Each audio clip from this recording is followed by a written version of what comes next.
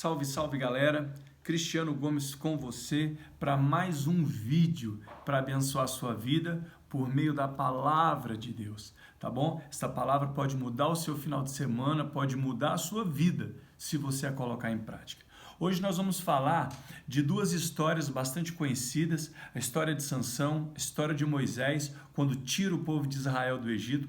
Vamos tirar umas palavras-chave e vamos meditar nessa palavra que de forma prática podemos colocar em nossas vidas, tá ok? Abra sua Bíblia, você que pode, tem uma Bíblia aí junto com você, abre comigo, vamos ler a Bíblia. A Bíblia é a boca de Deus, quando você abre, ela fala com você.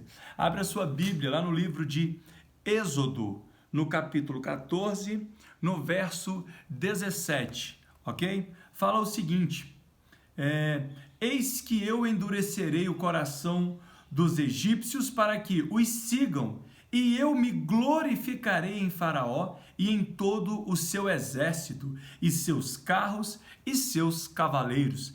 Esta é uma pequena parte do texto que narra a saída do povo de Israel do Egito.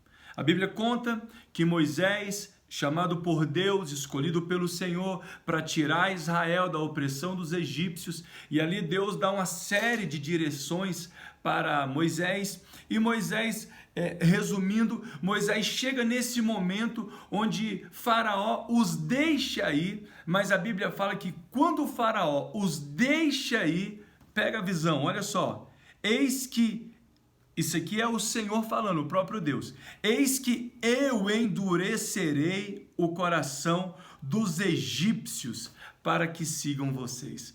É estranho isso, né? O próprio Deus endurecer o coração do inimigo, né? Do inimigo de Moisés ali, para que o inimigo continuasse aquela perseguição sobre Moisés. É algo bastante diferente, né? A gente encontra uma concordância semelhante a essa lá no livro de Juízes, no capítulo 14, versículo 1. Vamos abrir lá também. Juízes, capítulo 14, vamos ler do versículo 1. Olha isso aqui. Descendo Sansão a Timnate, viu em Timnate uma mulher das filhas dos filisteus. Subiu e declarou ao seu pai e à sua mãe, dizendo: eu vi em Timnate uma mulher das filhas dos filisteus. Rogo-vos, pois, que tomai-a para mim como mulher. E seu pai e sua mãe lhe disseram: não há mulher entre as filhas de teus irmãos, nem entre todo o meu povo, para que tu possa a tomar como mulher, escolhendo assim uma mulher dos filisteus ou incircuncisos? E Sansão respondeu a seu pai: toma-me esta por mulher, porque esta agradou os meus olhos. Olha que legal. Lá atrás, Deus endurece o coração de Faraó para que Faraó comece a perseguir Moisés. Aqui na frente começamos a ler a história de Sansão. Sansão nazireu, que era um homem escolhido, separado, que vinha novamente para tirar o povo de Israel de uma opressão. Você que tem acompanhado os meus vídeos, eu tenho falado isso. O povo de Deus lá atrás, tanto os tetrarcas na fé, quanto chegada aos apóstolos, quanto aos dias de hoje, sempre foram chegados a uma cadeia, uma perseguição, a um problema. E aqui Deus levanta quem? Sansão, para nessa vez fazer essa operação resgate de Israel, né? Eles viviam debaixo da opressão dos filisteus. E aqui começa a acontecer algo estranho. Olha o próximo versículo. Versículo 4 de Juízes, capítulo 14. Olha o versículo 4, o que fala? Mas seu pai e sua mãe não sabiam que isso vinha do Senhor. Espera aí. Sansão, ele chega àquele momento de fazer a escolha da sua mulher, da sua companheira. Ele está cercado de mulheres bonitas do seu arraiado, o povo de Israel. Mas ele olha do outro lado da cerca e vê quem? Ele vê Dalila, que era uma filisteia. Ela era uma mulher descendente dos filisteus. E a Bíblia fala que os olhos dele se agradam e ele chega nos seus pais e fala: olha, aquela pode ser para mim, me agrada aos olhos aquela mulher. Sua mãe e seu pai, obviamente, sabendo que aquele garoto era predestinado para salvar Israel da mão dos opressores, fala: meu filho, você está com a cabeça onde? Meu filho, mas tem tanta mulher dentro do arraiá, gente boa, mulher bonita, tem morena, tem loira, tem com mecha, com luzes, tem tudo. E você vai me olhar para as mulheres do outro lado, aquelas mulheres não pode. E ele fala, aquela lá agradou meus olhos. Mas quando você lê o versículo 4, ele fala que, mas seu pai e sua mãe não sabia que isso vinha do Senhor. Do mesmo modo que Deus endurece o coração de Faraó para seguir Moisés, agora Deus amolece o coração de Sansão para se inclinar para Dalila. Mas aquilo não era um erro. Quando você lê a história, você vai ver que só tinha uma forma de Deus fazer com que houvesse de fato uma guerra entre Israel e os filisteus, e era ali juntando eles. Por quê? Israel já estava tão acomodado em viver debaixo de opressões, eram os egípcios, eram os medianitas, eram os filisteus, todos os povos, eles oprimiam Israel, mas os filisteus, era como se já fosse uma opressão mais caseira, ele já estava mais familiarizado em ser escravizado pelos filisteus. É como se você falasse assim, de todos os males que eu já passei, esse ainda é o mais tranquilo, eu até suporto esse mal. Sabe quando você começa a ver o mal como se ele fosse um mal bonzinho? Sabe quando você começa a lidar com o mal como se o mal não fosse tão mal assim, até porque existem maus muito piores? Era o que vivia Israel. E Israel não sairia de debaixo do jugo dos filisteus, porque eles entendiam que se saísse debaixo do jugo dos filisteus, eles possivelmente entrariam debaixo de um jugo ainda pior. Mas é aí que a gente precisa entender uma coisa. Deus não faz parceria com o inimigo. Deus não tem aliança com o pecado. Deus não é conivente com o erro. Deus não se agrada daqueles que nasceram de novo, daqueles que comeram do pão, daqueles que desceram as águas. Deus não se agrada que esses vivam sobre jugo, nem que seja o mais leve jugo. Deus não compactua com isso.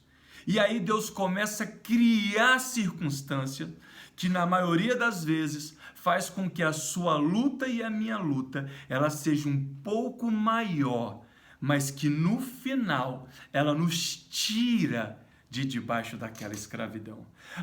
O meu marido me trai muito, mas é melhor ficar com ele do que, sei lá, eu vou arriscar a minha vida, olha, eu já tenho...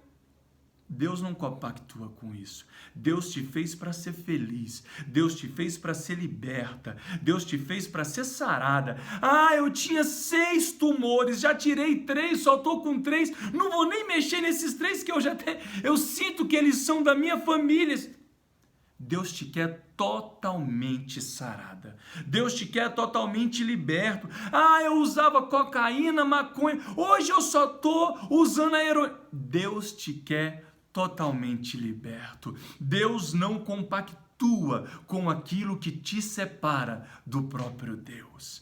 Deus vai criar circunstância onde o seu coração vai ser endurecido ou dos seus inimigos serão endurecidos e o jogo para cima de você será ainda mais pesado, mas lá no final o mar vai se abrir, o efeito vai acontecer. É como uma redação que tem início, meio e fim, e o fim passa a justificar os meios e os inícios. Deus vai abrir o mar, Deus vai tirar Faraó, Deus vai derrotar os teus inimigos, mas Ele vai te fazer trilhar um caminho que muitas das vezes será mais árduo, porque é na batalha que se forja um verdadeiro soldado. É na luta que se conhece os efeitos de um treinamento. Você não pode pegar uma pessoa, vivemos hoje na época do UFC, você pega uma pessoa e treina ela durante todo o ano. E todos chegam e falam, esse é o campeão, esse é um campeão, esse de fato é um homem forte. Quantas lutas vencidas ele tem? Nenhuma. Então, nós não temos a certeza de que essa pessoa é de fato um campeão, porque nós só podemos levantar o troféu quando encerra o jogo o game, a luta, a batalha.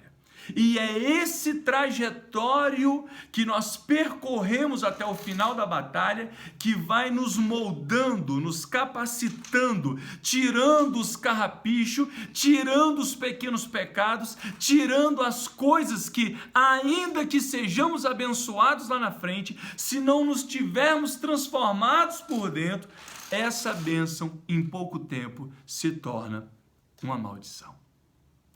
Você sabia que de nada adiantaria Deus abrir o Mar Vermelho, fazer com que o povo de Israel passasse, se Deus não pegasse e colocasse o inimigo lá dentro e exterminasse eles? Sabe o que ia acontecer? Os inimigos iriam criar formas e meios para dar a volta e encontrar novamente Israel. Deus tem planos para você que não param no meio. Muitas das vezes você não entende por que é tão árduo o caminho, por que é tão demorado. Você já viu como é que as coisas na vida dos cristãos tem muito isso? Parece que Deus ele só entra no jogo aos 45 do segundo tempo. É um negócio até engraçado, uma curiosidade que você pode até tirar lá no céu junto com o Senhor quando você chegar lá. Mas Deus só atua. Mas deixa eu te falar algo. Ainda que seja aos 45 do segundo tempo, o que vale é que a vitória vai ser dada a você. É isso que importa. Quando você vê Deus movendo no coração de Sansão para se agradar de Dalila, começa a dar tudo errado. Mas na nossa vida, às vezes, é preciso as coisas darem errado para lá na frente entendermos o valor das coisas quando elas dão certo. Muitos conhecem a história do Vigão de Brasília, que deu um carro importado para o seu filho quando ele ainda era um adolescente. Todos sabem o resultado disso. Seu filho morreu batendo aquele carro e destruindo o carro e também a sua vida. Quando Deus dá algo para nós que nós não estamos preparados para viver aquele milagre, nós acabamos tornando aquele momento que era para ser maravilhoso, nós colocamos tudo a perder. Existe um tempo preparado para você.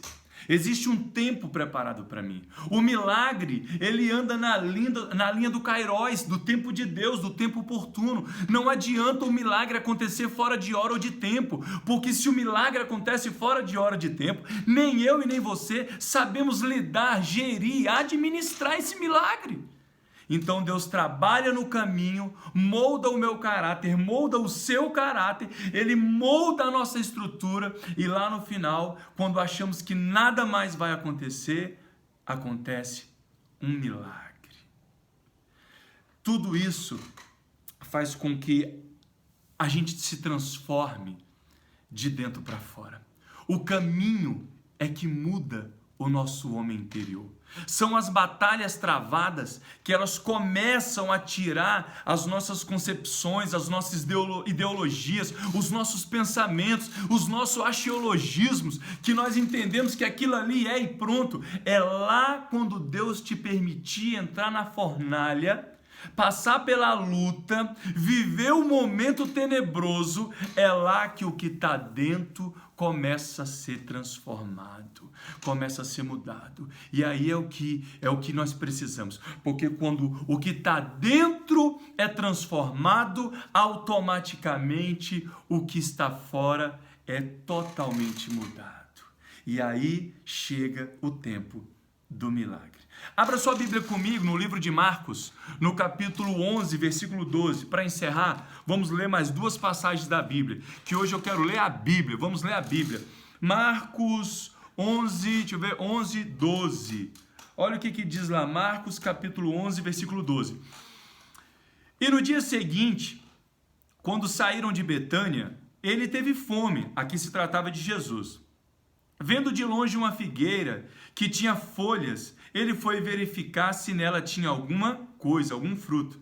E chegando a ela, nada achou senão folhas, porque não tinha figos. Jesus falando disse: nunca mais coma alguém fruto de ti. Pulando aqui, versículo 20. E eles passando pela manhã, a figueira havia secado desde a raiz. Os discípulos saem de Betânia, de certo isso era de madrugada, que a Bíblia fala bem cedo, e bem cedo para eles era de fato cedo, e a Bíblia conta que chegando eles, saindo de Betânia, eles encontram uma situação que é, Jesus sente fome e ele vê uma figueira, e essa figueira estava com muitas folhas, ela estava com aparência boa, e Jesus indo até lá para comer, o que Jesus se depara? Com a árvore que apresentava-se frondosa, mas não tinha o quê? Os frutos.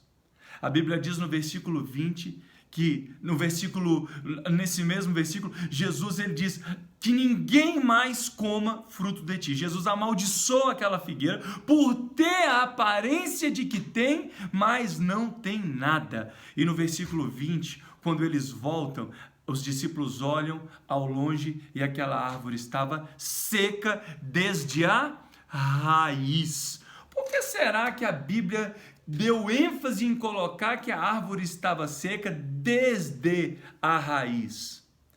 É porque as coisas de Deus necessitam, mais uma vez, acontecer de dentro para fora. Eu imagino que aquela árvore deveria estar com as raízes para cima, todas secas, e só por isso foi dada a ênfase de que a árvore foi seca desde a raiz. Deus se importa que você produza frutos, porque se a sua aparência for boa, mas os seus frutos forem maus, deixa eu te falar uma coisa, você não é o tipo de estrutura que alimenta o reino de Deus. Você não é o tipo de pessoa que agrada a Deus. Você não é o tipo de pessoa que vai conseguir agradar a si próprio. A Bíblia fala de um sepulcro caiado que tinha boa aparência, mas por dentro estava morto, estava podre. Entenda algo, na escala de transformação, nós começamos essa transformação de dentro para fora, e para se transformar de dentro para fora só pode ser por meio da palavra de Deus. Para encerrar, no livro de 1 Samuel, no capítulo 16, versículo 7, quando Samuel é chamado por Deus para visitar Jessé e os seus filhos, porque Deus queria ungir um novo rei a Israel, uma das grandes advertências que Deus faz ao profeta é: não olhe a estatura e a aparência, porque o homem olha essas coisas, mas eu olho o coração.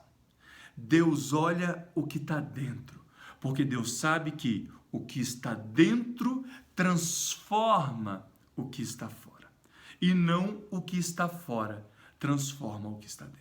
Se você é uma pessoa que foi transformada primeiro por fora, para depois chegar até dentro, entenda algo, os seus frutos podem ser incompatíveis com a sua profissão de fé, com a sua declaração de quem você é. Olhe os seus frutos. A árvore é conhecida pelos seus frutos. Olhe os seus frutos. Se os seus frutos forem frutos que agradam a Deus, de fato, você foi transformado de dentro para fora. Se você perceber que os seus frutos do dia a dia não são coniventes com o que a palavra de Deus disse, cuidado. Você pode ser uma casa construída onde? Na areia, que vai vir o vento e vai derrubá-la. Porque o homem olha a parte externa, mas Deus olha o que está dentro. Deus olha o coração. Que o Senhor Deus te abençoe e te guarde. Que Deus possa prosperar os seus caminhos, a sua casa, a sua família. Que o Senhor guarde você ao entrar, ao sair. Que o Senhor aplane os teus caminhos e te dê a paz, paz esta que o mundo não pode te dar. Me ajude a empurrar a roda da palavra de Deus. Compartilhe essa palavra. Talvez esta palavra vai chegar por meio de você, onde eu, em hipótese alguma, conseguiria fazer chegar. Compartilhe ela, que Deus te abençoe, e sábado que vem estaremos aqui com mais uma palavra de Deus para a sua vida. Que Deus te abençoe, em nome de Jesus.